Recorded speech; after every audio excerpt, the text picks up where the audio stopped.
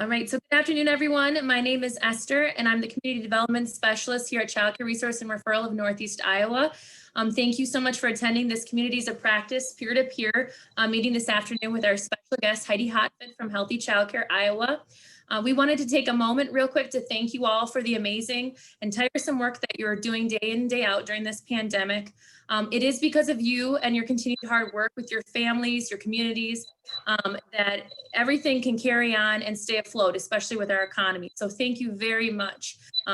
You may not hear it each and every day, but know that we are hearing the feedback of just the tremendous work you are all doing. So we cannot praise you enough.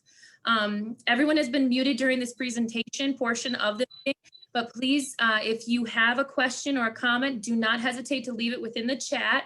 If you'd like to be unmuted, just let us know. You can raise your hand or you can ask to be unmuted if you want to ask your question. We'll be meeting until 2 p.m. But if we run out of time and we don't get to your question, just let me know and we can get you connected either with Heidi, or you can let your local child care consultant know following this meeting and we can get you to the right person to answer that question. So in respect of your time, let's just jump right into it with Heidi. And without further ado, it's my pleasure to welcome Heidi Hotvedt. Thanks so much, Esther, and thank you all for allowing me to be here today. I'm going to go ahead and share my screen so I can share my PowerPoint here. And we'll kind of get started. So just wanted to share my contact information for those of you who are new to coming on the peer-to-peer. My name is Heidi Hotvedt. I'm a child care nurse consultant, and I'm also the Healthy Child Care Iowa coordinator at the Iowa Department of Public Health. My role is to help coordinate the state program and provide guidance and coordination for the child care nurse consultants locally across the state. My contact number is here on this slide and also available on our Healthy Child Care Iowa website on the Iowa Department of Public Health website. But my contact information, including my phone number, is here. So if you ever have any questions, or if you have any questions after this presentation and you want to email me later, go ahead, or give me a call. I'm here to help. So I wanted to start off with that. So today we're really going to talk about some of the probably the common questions that kind of keep coming up with our guidance documents, and really wanted to just talk a little bit about quarantine and the handout that we have related to kind of the, when there is a positive case. So I think that's this question has keeps kind of coming up. So I just thought it would be a really good review to talk a little bit about quarantine. So we know that our current guidance documents that were developed by the Iowa Department of Public Health and Department of Human Services in collaboration is that, we really encourage all staff and children to wear masks. Staff are required to wear masks unless there's a reason that they can't in childcare and in homes and centers. And then, children, we know that depending on the child's age, developmental abilities and level, that some children are better than others about wearing masks.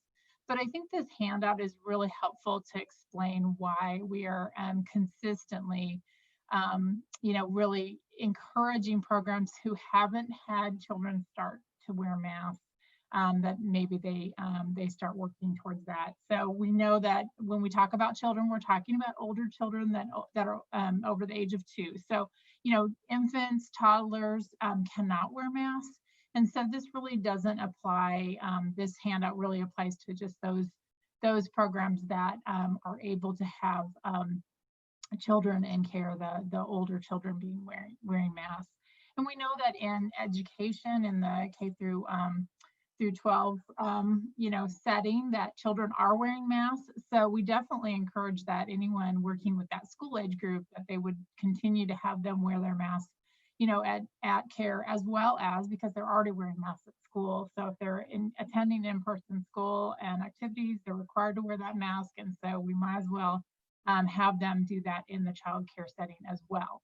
And then, like I said, for those, I've heard really good things from the field. I get a lot of emails and calls from providers with questions or when there's an outbreak or a positive case. And so often, I ask the question, was the staff wearing a mask in the room? And that answer is always, yes. And I'll say, how about the kids and what age group were they? And so that's where I get some kids are better than others, and we know that.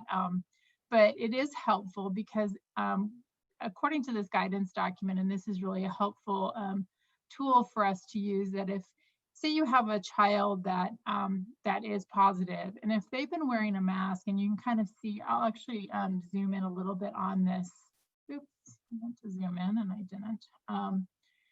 I'm going to just zoom in here on kind of these different scenarios. But as you can see, when a COVID positive person is masked, so of course with staff wearing masks, that's helpful. But if it's a child that's wearing the mask, and then everybody else who's a close contact of that person, so in the, say we're saying in the classroom, so the child is wearing a mask, and then the teachers are wearing masks, as well as the students in the classroom, then the close contacts, when it's not that they haven't had an exposure, because they're considered a close contact of that individual who's tested positive, but they do not necessarily need to quarantine. They, because they had a mask and were protected, then they would self-monitor, but they wouldn't necessarily need to be out of the childcare setting and in quarantine, excluded from childcare and then quarantining at home. Comparing that to the other kind of scenarios where you see, and this happens a lot, I think, in the home environment, where some close contacts are masked. So maybe, the staff person or the home provider is wearing their mask, and they have maybe some older children that are wearing a mask in care, but that those younger kids can't wear a mask. And so we know that in that group setting, then those that didn't have the mask on would then be quarantining. And that quarantine is for a 14-day period. And we'll talk a little about shorter quarantine, but quarantine is a 14-day period if you've had an exposure from the last day you were exposed. And then in comparison, showing that to like if no one's masked. So if the person who tests positive doesn't have a mask on, no one else in care is having a mask on, the staff doesn't have mask on, then it really impacts your program, and is very problematic for families, as you can imagine, because then everybody is in quarantine then for those 14-day period, and that can be really challenging for families, as well as staffing for your childcare program, and for a home provider that potentially, then would close their business because they would be not able to provide care for those 14 days. So I think this is a helpful poster to kind of show parents the reasoning for masks and the reason that it can be really helpful in the childcare setting. And this is a poster that's I did share the link in the PowerPoint, but it's also linked on our website. It's on the Iowa Department of Public Health website, and it's linked to the childcare guidance document on the DHS website. But it is specific for businesses, education, and childcare. So this is really a handout that's meant for the childcare programs to utilize and to share with their families. The other thing that's part of this document is about this shortened quarantine. And I know many of you already understand, that we have a shortened quarantine available. And that's something that is also on the handout, but I want to talk a little bit. So I'm going to advance to the next slide. And let me go to the next slide, and we'll just talk a little bit about that shortened quarantine.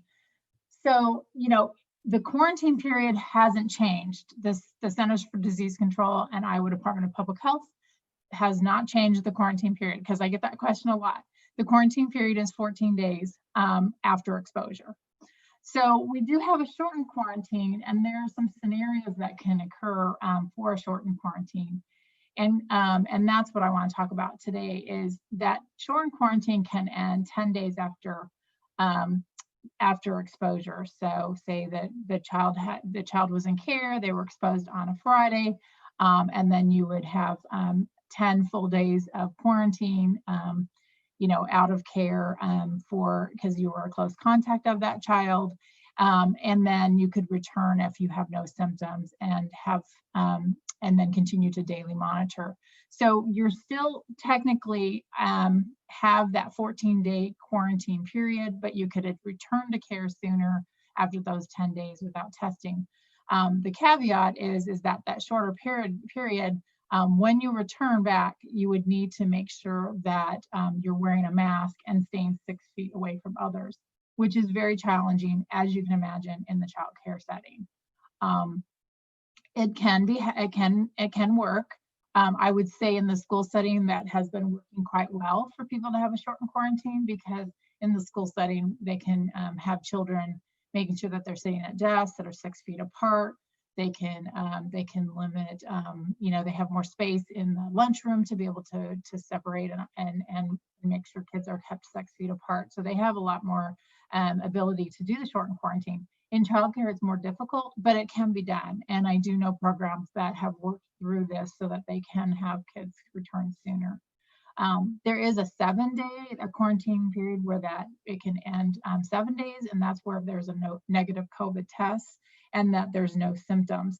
And so that testing has to be done within 48 hours of discontinuing that quarantine period. So usually they say test around day 5, and then you would quarantine through day 7, and then could return back to care or to school on day 8. That also has the caveat that you have to wear a mask when you return and stay 6 feet away from others. So this would not work for an infant and toddler room. It may be challenging to work in like a 3-year-old classroom, a 4-year-old classroom, some of those younger age groups that are having a challenge with just wearing a mask consistently and also staying that 6 feet away.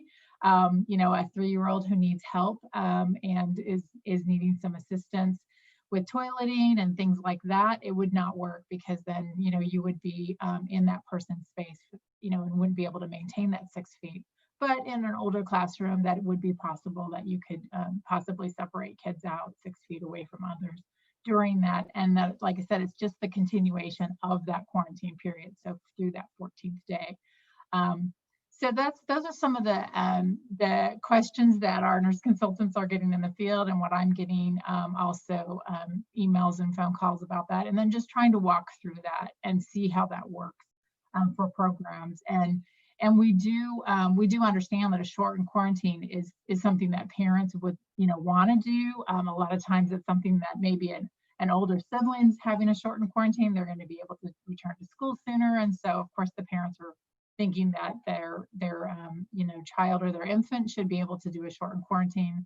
But I think it's important for us to explain the shortened quarantine criteria for childcare, and that in childcare that the wearing a mask and staying 6 feet away from others is a challenge for most programs, and may not work for programs depending on their space and depending on their staffing and other variables. I would say lunchtime and meals and snacks are probably the most challenging for shortened quarantine because of that 6 feet distancing. As you can imagine, table spacing for meals is a big issue. So there are some ways to work around that, but that would probably be most of the challenge, because you need to be 6 feet away, and then you would, of course, you'd have to take your mask off during that time. So, and naps is another thing. Can you space your cots 6 feet away from each other so that you could implement that short quarantine period? So those are some of the concerns and the questions that we receive. And if you have questions about that, I didn't see any chats pop up, but maybe Esther, you did. Okay, Esther's shaking her head that no, she hasn't had any chats pop up. So I don't know if anyone has any ideas. I think it's we do have some time today, that if you have an idea of how this has worked for you, I'd say spacing for meals is probably the biggest challenge, is what I've heard. I've heard people have worked around naps. You can definitely sometimes space cots all the way around the room and space them out 6 feet and do that. But the table spacing for meals, I'd say is probably the most challenging. So I don't know if anybody wants to unmute or if anyone wants to put in the chat, but I think it's great to share success stories. And I know that some of you have had success stories with doing some of this shortened quarantine implementation.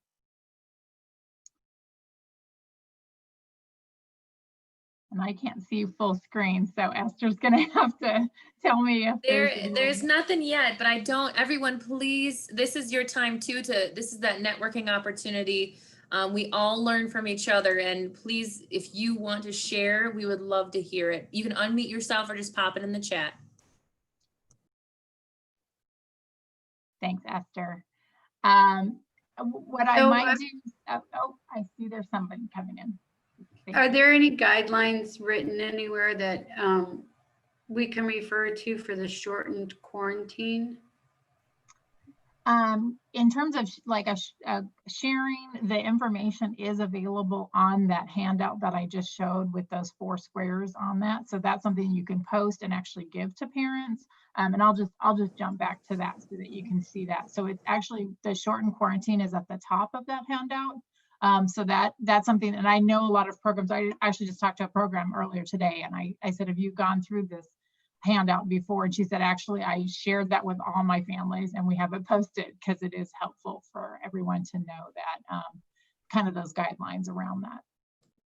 The shortened quarantine is also listed on the child care guidance document from Department of Human Services, the collaboration that IDPH and DHS worked on. So that is also posted on the DHS website, as well as, I know CCR&R has it posted, and Healthy Child Care Iowa also posts that document. So that's available there. Great question, Clara.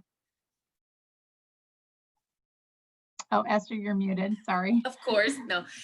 Claire, I popped that in the chat too for anybody who wants just a quick link to that.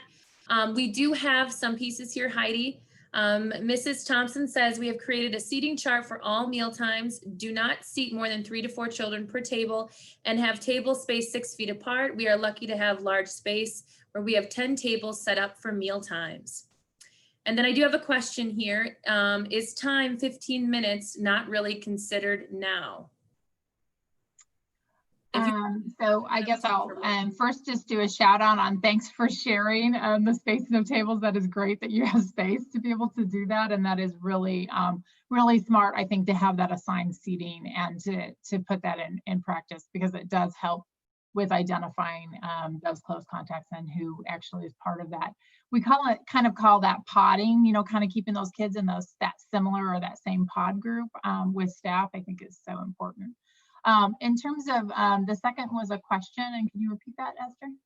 I sure can. And the person who asked this, please feel free to unmute if you need to go into further with this question. It says, is time 15 minutes not really considered now?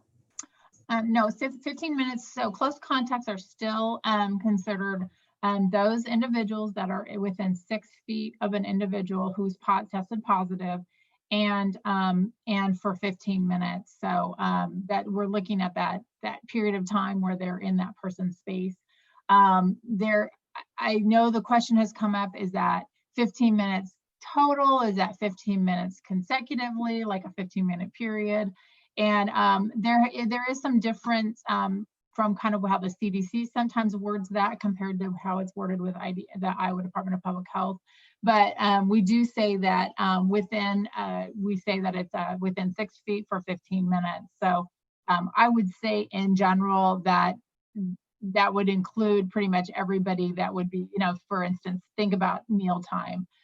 It's going to be a 15-minute time period at minimum that children are all seated and eating. So it would be everyone that is exposed in that group. I know that some of our local public health departments have actually put in writing that they are saying that 15 minutes is a total for the day. So they're looking at even those small little increments of time period. And that's a general guidance that I would say, you know, really look at the full day of when that child's in care and have they spent 15 minutes or that staff has been 15 minutes within 6 feet of that individual who tested positive. We have one more comment. Amanda said, I was able to bring in extra tables in my area. On the days I have school agers, we can eat in shifts. That's great. Great ideas. Thank you for sharing your ideas, because everybody's trying to work through it, and I am not the expert and you guys are. So I think that is really great that people are trying to make this work for their programs. I'm going to go ahead and I'll go ahead. I don't see anything else jump in the chat just yet. So I'm going to go ahead to the next slide, and then we can take some questions at the end also. So I wanted to talk a little bit about COVID-19 vaccine because that's just been, the vaccination has begun for quite a few individuals already in our state. And I wanted to share a little bit about vaccine benefits. So,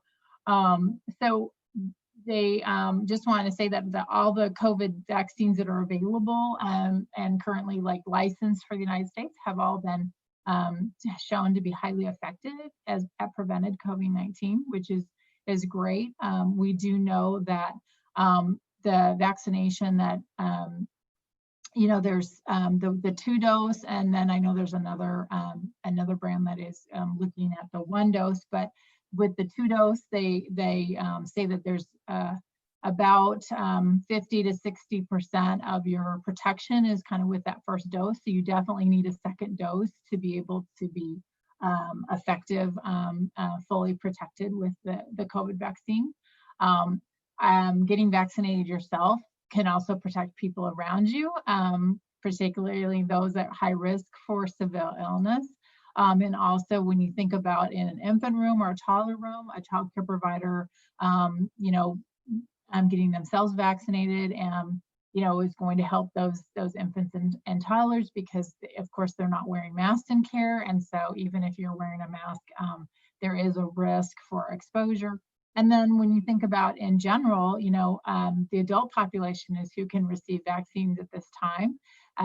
The current vaccine that is being offered in the United States they're in their testing stage in terms of availability for children, but at this time, vaccination is only for those that are adults, so 18 and older.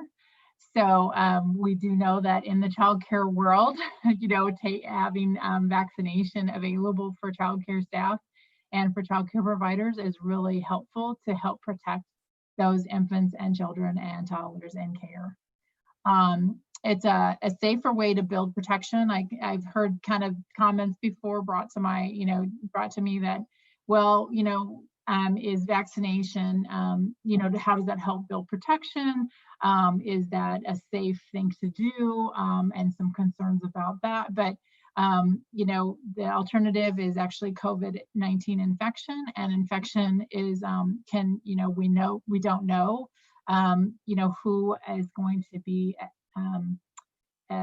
developing more severe illness compared to maybe a mild case of COVID-19. And I know that that we've had, a lot of individuals that had no pre-existing condition and still became severely ill with the virus. So we do know that COVID-19 vaccination is a safer way to help with building that protection. It also is hopefully a way and an important tool to stop the pandemic. We really want cases to decrease, and we know there's some great information on the Centers for Disease Control website about herd immunity and how when you have people that have protection from vaccination for a disease, and we know that there are some people in the environment that have actually had the illness, and so that just decreases the number of people that are in the community as a group that can spread it because they have protection. So that does decrease the number of cases, and it will it will be an important tool to really decrease those number of cases and then eventually stop the pandemic from occurring. So that's the goal.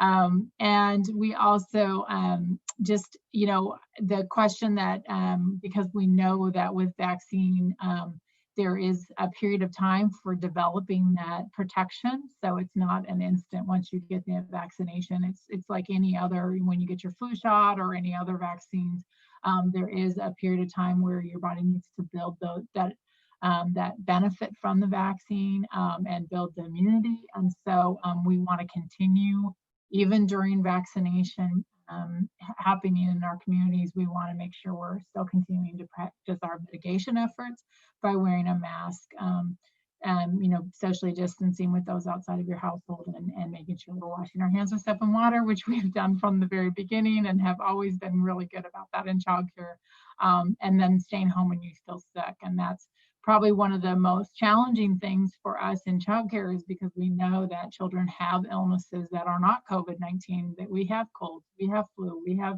allergies, we have a lot of other things that kids tend to get, especially this time of year.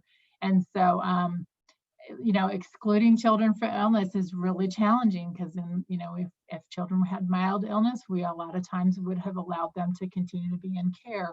And during this time of COVID-19, we're really one of the first things that is on our guidance document is if children and staff are ill, they need to be home. They should not be in group care, because there is a risk of spreading illness. And we don't always know, the first day of their illness, if it is actually COVID-19 or possibly something else. So just wanted to do just kind of a quick overview, some additional information about the vaccine. Phase 1 is underway, and a phase 1, so there's different phases, and phase 1 includes the healthcare workers, your EMS, residents of nursing home facilities, and those have started, and will continue now through the month of January. Phase 2, phase 1B, will focus on the next group, and that will be for individuals over who are age 75 and older, high-risk population. And actually phase 1B is where childcare comes in. So school staff and childcare providers are in phase 1B. The website, the IDPH website, has information available for the public. So I did put the link in there, and if Esther wants to put that in the chat box, that would be great. But I do want to show you the poster that just got posted, I think actually today. It was either yesterday or today, but it's a poster of kind of those populations. This is on the Iowa Department of Public website. And I just wanted to show that, yes, in phase 1B, that is where preschool, pre-kindergarten through 12th grade school staff, early childhood education, and then childcare workers are in the phase 1B group. And so that will begin, they're saying about February. Those timelines could be adjusted according to kind of where we're at in the state with our vaccination. But I just wanted to share that is kind of new news. We knew that it was coming, but we weren't sure where, and really the time frame had not been determined specifically. But that's just kind of an estimate that we're thinking that Iowa Department of Public Health is thinking beginning February of 2021. That phase 1B group will start, and then that will include childcare staff and workers. So, so that's the good news, is it's on the way. If you're having questions, I do know that that some local public health agencies have shared this information, have emailed this information out already to their childcare programs in their counties. I would say stay alert and be checking the Iowa Department of Public Health website on the vaccine link that Esther just put in. And that's going to really get up-to-date information for childcare providers and for families, because I know families are also interested in this. And then I do know that many of our local public health websites also have on their front page, they have some information specifically on COVID, and then also on the vaccination process. So so that's just some good information of where people can look for information, and keep abreast of kind of what's going on in your local communities. So not only the state website, but also your local public health. And then you can always contact your local child care nurse consultant as well, because they often have that direct link with their local public health, so they can help provide additional information if needed. I think I had some chats come in, so I'll Yeah, stop we have here. some thank yous for the links. Thank you so much for sharing that, Heidi. We just want to also make a note that we will be, CCR&R will be sending out the information about the vaccine and how your local area will be distributing it to the childcare providers. So just stay tuned for that as we find out more information from your local areas. If you're not here in Black Hawk, or if you're in the surrounding counties, of course, it may look a little different per county with the information and how that is distributed, but we hope to get it out as soon as possible. I think I'm just seeing, yes, Sherry has said, how are we going to be notified? So Heidi, you can speak to that as well. I know with CCR&R, as soon as we find out per the county, the public health, we're passing on that to our child care consultants in that area. But Heidi, please add to that if you have anything else to add. Yeah, notification, I believe, will come from your local public health or your child care nurse consultant office. Each community is doing a little, in terms of their distribution and where their sites are going to be and who they're partnering with. So that information, I feel like will come more locally. We'll have some state information, and like I said, that website will be kept up to date. But for local community, I really would say look at your local public health department website and look for information there about the vaccine. This is Tara SD. I just wanted to say, I know that we have sent out one constant contact to a particular county, and then we have another one that's going to be going out. So pay attention to those, because some of them are kind of pre-planning on numbers. So they're wanting, kind of numbers on your site. So if you get one of them, I know that we've had a couple go out, but those are coming from local health departments. So they're requesting us to send those out. So please, if you're wanting to sign up or wanting, it's not guaranteeing it and it's not ready to go, but they're trying to pre-plan on those numbers. So we are, like Heidi said, that's coming from your local distribution on how that's rolled out. Great. Yeah, Tara, that's great. And I do know that there's every community is doing things a little bit different in terms of how they're putting that information out. I do know that there's been a couple surveys in a couple communities, so it just depends on the state. But I do think, they're either going to be working with, it's really twofold. I mean, the local public health department is working with their partners in the community, and that includes, of course, their local nurse consultant, their CCR&R office, to get that information out to all of you. So yeah, constant contact, email, and then also, and sometimes things go in the spam folder. So when they're sent out kind of en masse, double check, I'd say, every week, check that spam folder, or even daily sometimes when there's information that's coming out. Sometimes that's where it goes. And then also mail. I mean, really pay attention to what's being mailed to you right now, because you will possibly receive it. I know one local public health was actually doing a mailing to their childcare programs. So just be aware of that. Thank you, Heidi. There's a couple pieces in the chat that I'm sure you can speak to. One, we do have a comment that says, as a new CCNC for Clayton County VNA, I do know that we are currently working with our public health office and will notify our centers and providers as soon as we have the action plan into place. This info will be coming soon. So those in Clayton County, just an FYI. We do have a question from Sherry that says, do we have a nurse consultant in Region 2 yet? Sherry, is this the replacement for Darla? I'm wondering. So if you could let us know your county, that would be great. And then we have a really good question from Mackenzie here. Do you have to live in the state of Iowa to be vaccinated, or even if you work in Iowa? For example, we have several staff that live in Wisconsin and Illinois. Will they be able to be vaccinated with Iowa child care centers?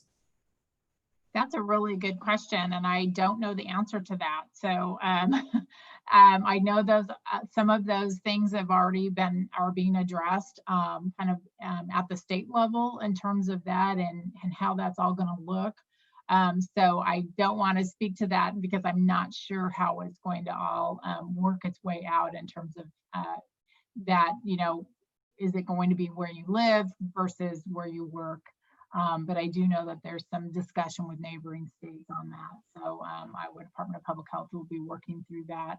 And that also, I did not see any information about that specifically today on the public site, the vaccination information site for Iowa Department of Public Health.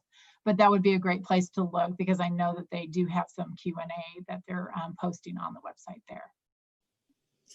And also your local public health, again, contacting your local public health office could provide you with that information. I do think Mackenzie's probably up by my area. So we're in Dubuque. So we've got Illinois, Iowa. So Kim Gonzalez, who's our nurse consultant, her and I are working together to determine kind of those clarifying questions, because we've had questions about substitutes, assistants, those type of things. So before we even put anything out for our survey, we will hopefully, fingers crossed, have some of those answers or clarifications. Great, thank you, Tara. Thanks. And then what did we get that clarification? So we do have a couple new nurses in training, not new nurses, nurses who have a great experience but are new to the CCNC world, that have kind of started in the Eastern Iowa area. And so I do have the updated map link, and they are posted on the map, so you do have contact information. But I know for Black Hawk County, Nicole Gertz is currently in training, and she's going to be an addition to the Black Hawk County team, which is great. And then let's see, trying to think. I always have to think region 2, like who's in your area. It sounds like Sherry's from Winneshiek. So if up in our northeastern part, in the little far. Yeah, and that's Valerie Erickson is been recently hired as the new nurse consultant, or the new CCNC up in that area, and she's currently in training too also. But their contact information has been added to our map, because like I said, they're available for questions, and then if it's specific related to maybe QRS visits or making appointments and things like that, I am working, and Kim Gonzalez, both of us are precepting our new nurse consultants in the region 2 CCR&R area. We actually have kind of on the eastern side of the state, we have 3 new nurse consultants in training. So so that's just a great place to look, is on the map, so you have their contact information. Trying to get the link to the map there. And then also, everyone, just know, please do not hesitate to reach out to your local childcare consultant. They can connect you to those nurse consultants as soon as they can get to your question. There was a good question, a clarification question asked about the constant contact. Tara, correct me if I'm wrong, it will pop up as coming from Child Care Resource and Referral of Northeast Iowa. That is under Tara Roddick's email address. So the gal you make sure is your local nurse, your local child care consultant, your local nurse consultants, and then of course Tara's constant contact. Make sure those are not going to junk. Yeah, that's great. And I'm gonna jump to a couple other things I wanted to make sure we covered today, and then maybe we can take some questions at the end, because I know we always run short of time. It goes quickly. So I'm going to just I want to jump ahead to children with asthma. We've had this question come up quite a bit, and I just wanted to really share this information again, and encourage providers to work with their families and with their child care nurse consultant if they have questions. But so, you know, this is the time of year that we have kids that have asthma, those younger kids that would often have nebulizer treatments, especially infants and toddlers. Because they, usually we don't do inhalers until, age 2 or higher or above. But at this time during the COVID-19 pandemic, we're really saying that right at this time, inhalers with a spacer are best and are preferred over nebulizer treatments. And the reason is that there's really lack of available data right now whether a nebulizer treatment could potentially aerosol or put out in the air potentially infectious virus during that nebulizer treatment. And so for those of you that have not done a nebulizer treatment, that's actually a treatment that usually the child wears a mask or has a mouthpiece that they're breathing in a treatment that they would do for, like, they were having an asthma attack or asthma symptoms of like wheezing, or they have other kinds of respiratory distress related to their asthma or respiratory issues. Sometimes we have short-term nebulizer treatments that are for infants maybe that have had RSV. They've had an RSV infection and then they come back to care, and we have nebulizer treatments for maybe a period of time that the doctor has ordered. And so at this time, the CDC is recommending that we do not do nebulizer treatments in the child care setting, that we only do inhalers with spacers. And because a spacer can be used even with younger children. And spacers are preferred for all age groups, to be honest with you. A child does a much better job using an inhaler when they have a spacer in place, because they can breathe in the medication in a more relaxed way, and bring it deeper into their lungs using that spacer. And there's a timing factor with an inhaler, that it's a preferred method is to have a spacer for children. And actually, to be honest with you, spacers are recommended even for adults. So I say children, but in the childcare setting, we always say that they should have an inhaler and a spacer. So for those younger children, even toddlers, even infants, having the parents talk to their healthcare provider about having an inhaler with a spacer to be used at childcare, that would need to be ordered. That would be part of their asthma action plan, or their action plan if they're on a respiratory action plan.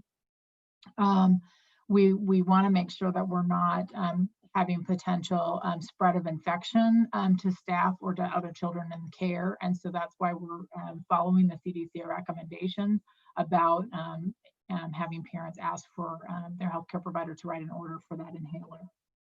That's something that may not work for everyone, and we know that there are some infants and children that may not be able to use an inhaler with a spacer. And that's where working with your child care nurse consultant and the family to try to problem solve how that can be keeping the child safe in care, but also making sure that the staff and providers are keeping themselves safe from the risk of infections. And so I had a call about this just actually a couple of weeks ago, and the family was able to make arrangements so that they could actually come and do the nebulizer treatment themselves during the middle of the day on their lunch hour. So there's ways we can work around this, but we need to have the conversation. And rather than just say, well, we can't have the nebulizer treatment done, and if they can't have an inhaler, we can't provide the medical care that's needed for the child. We don't want that to happen. We really wanted this to be a chance for the child care nurse consultant to work with the families and with the staff member or the director or owner of the child care program to say, how can we make it work, and how can we work around this obstacle, because we want the children to get what they need and be healthy in care. So there is a little link here I put with specific information about the nebulizer concern. There was actually an FAQ that went out from the CDC about it. So any questions specifically around this topic? Okay, I'm going to just jump to our next slide. I just wanted to share some information and a link about Sesame Street and communities. So we all know Sesame Street. We know how great Sesame Street is as a resource for topics and for literacy and some of the great handouts that Sesame Street has, and the videos and everything that they have available on their website. But there is actually specifically called Sesame Street Communities. And that's a resource that's really to help build resiliency in children, really helping with opportunities to provide those supports for children and family, really focusing on nurturing and physical and mental health.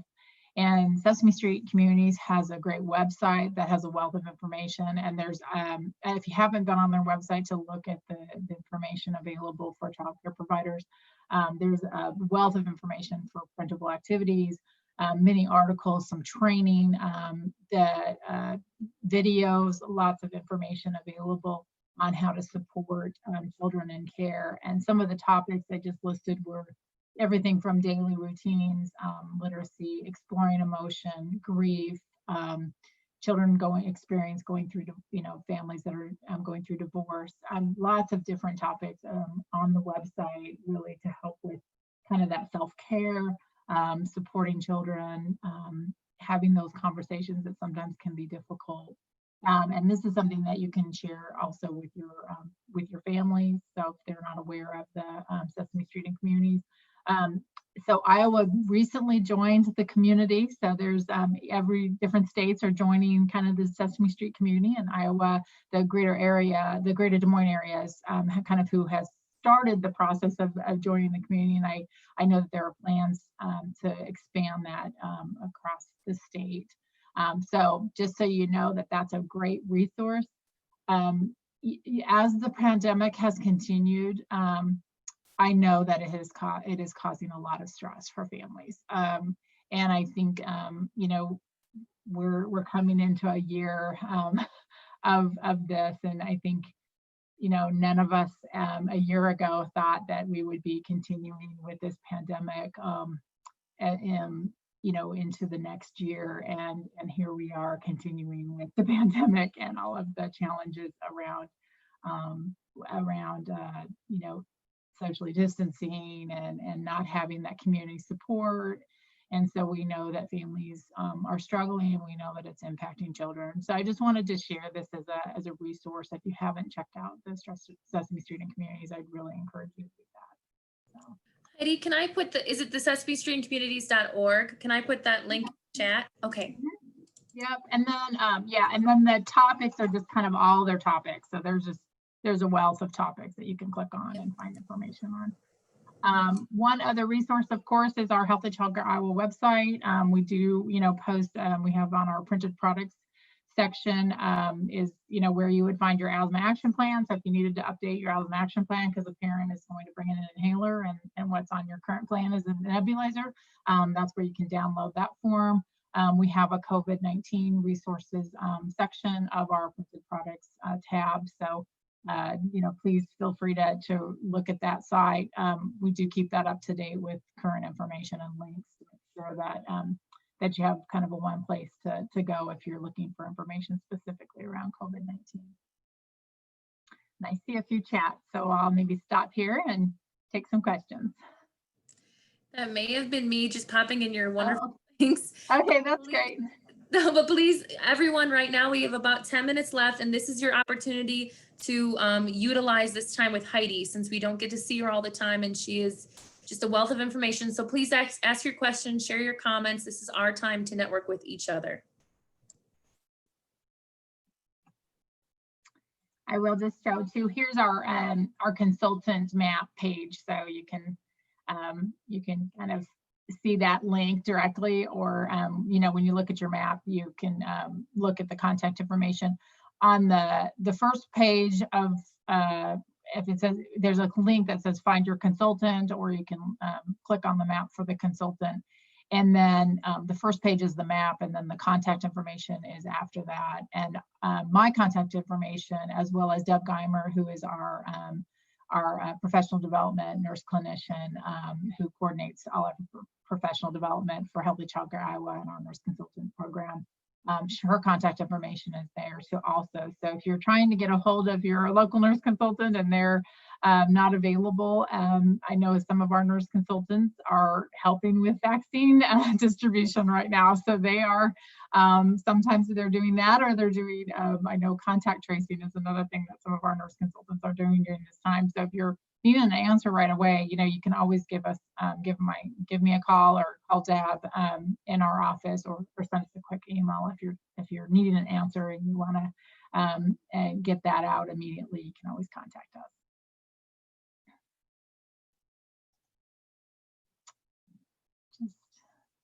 Heidi, real quick, I know that there's questions for you that will come, but I will also ask Sarah Bolin to unmute and share a couple pieces about training, either right now or in just a few moments. But I think since there's if someone's putting in the chat right now, Sarah, why don't you just take this opportunity to share what you wanted to share about trainings? Thank you. Sure. And Jen, you can jump on too. I just thought while we had an audience, just to remind people that we've sent info out about our upcoming spring trainings, that a calendar kind of went out, and you might be getting emails from Tara around trainings coming up, and that the new iPower system that is new for a lot of us, we're just maybe thinking some people maybe haven't been on it as much, haven't got in to take trainings as much, just dealing with all the COVID stuff. So it's probably a great time to go and connect back with that, get familiar with it, and then reach out to Jen or your local consultant if you're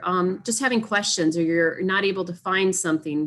We're all learning that together. So I think a lot of our time has been spent with COVID things, and people might be thinking about training again or need to think about it. So there's a lot of opportunities. So Jen, I don't know if there's anything else to add with that, but. I think you hit it. Yeah, our training calendars did come out at the beginning of January. They're filling up quite quickly. The training for tomorrow night is actually full. I think I have 98 participants that are attending one of the trainings tomorrow night. Tara did send a constant contact out for me yesterday. I know we have a lot of directors here. We're having a virtual directors symposium this year. It's April 15th from 1 to 2:30. And so we are starting to take enrollments for that. So if that's something, if you are a director of a childcare center, you could look for that on iPower. I know we've got homes on here as well. I've had a couple of homes looking for some trainings. If you're searching and you're getting frustrated, don't get frustrated. Just email me or give me a call. I will help you. I can help you get batch enrolled if we need to. And we can also put you in contact with your consultant who can help as well. So just reach out to someone if you need some help. That's what we're here for. Thank you, Jen and Sarah. Jen, can you please put your contact information in the chat for those who may need to reach out to you? And then Heidi, there is a question. Can you read it, or do you want me to read it out loud? Yeah, I just read the question about some information on vaccine. I was just real quick looking up a really kind of a one place to go for that information. And I'm just going to go ahead and put that link directly in the chat. But there's the information page on the Iowa Department of Public Health website. There is a vaccine page, and there's some information about vaccine specifically on that.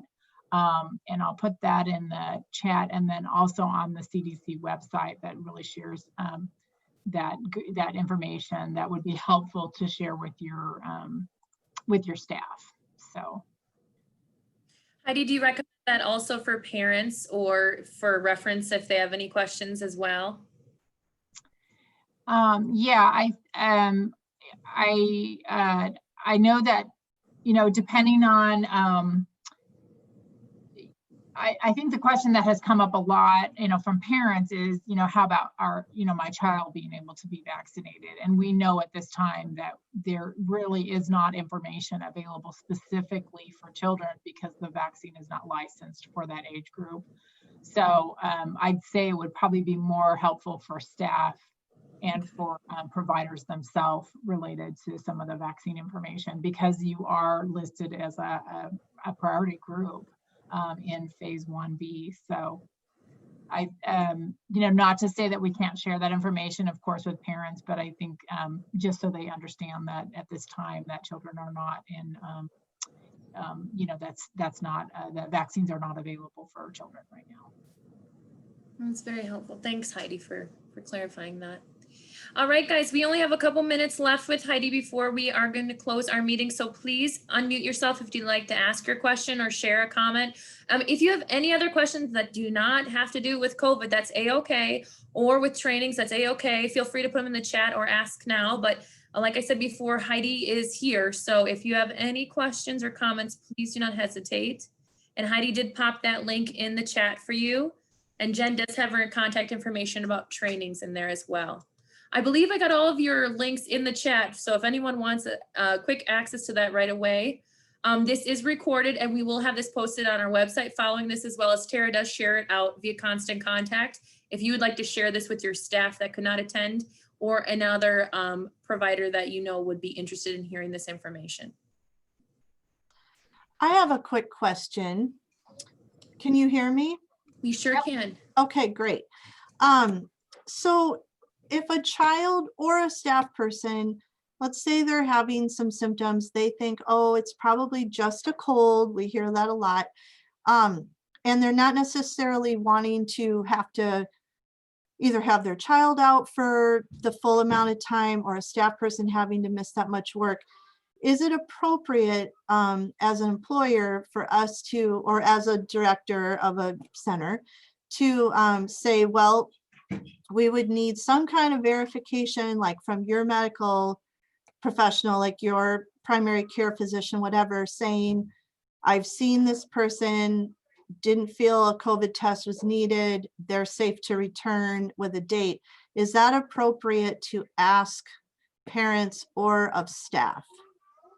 Or do they just need to follow the protocol with any symptoms whatsoever?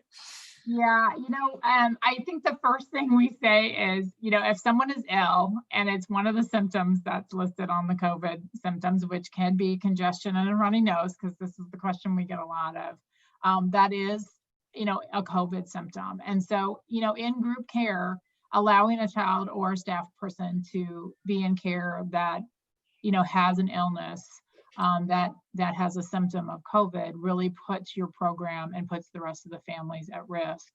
And we know that. And I know that sometimes providers, you want to be helpful to families, or you want to say, well, that's, it's just a runny nose. We're not going to worry about it. But we do know that we've had cases of children that had a runny nose and that was their first symptom, and then they tested positive with COVID. So the first thing is, like we said, we're doing that, those monitoring of symptoms prior to admission into the program. So if it's a child that has a symptom or a staff that has a symptom, they need to be excluded. And then the follow-up with that is, if you're currently having symptoms and you get a test, and it tests, you'll get the test results that they feel that that's going to be a true test result because you're having active symptoms. So the test results should, show or pick up that you're either positive or negative with COVID. And so, in the guidance document, it says is if you have a test and you test negative, then you can return within 24 hours of being fever free. If you ran a fever, your symptoms have resolved, so the person's no longer ill and they can return sooner. So that's a way for people to kind of get back to care and not be out for that full period. I do know that there's families that or staff members that maybe don't want to test, and that is their choice.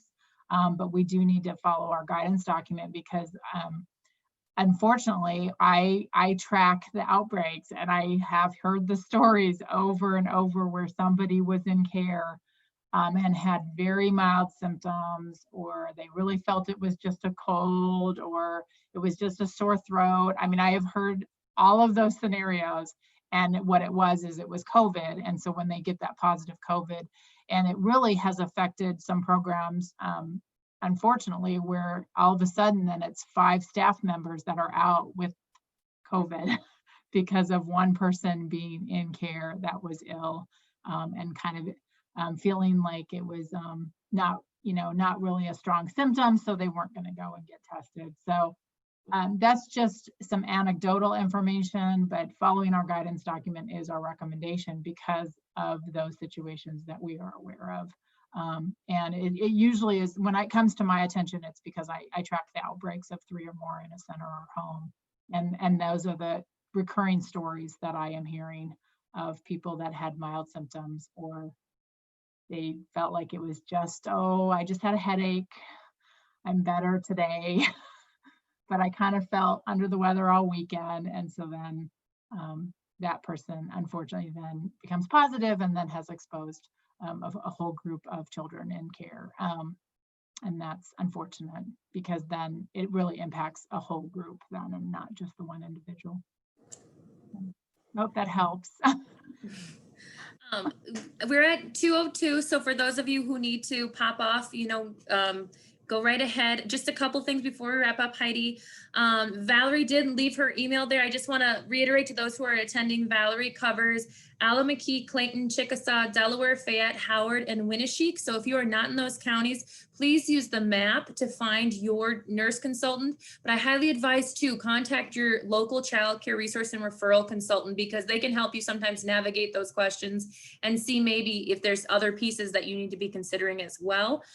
There was a question from Melissa that says, staff have asked what vaccine will be available, 2-dose or single, Heidi? Do you know And that? I don't have that information at this time, so.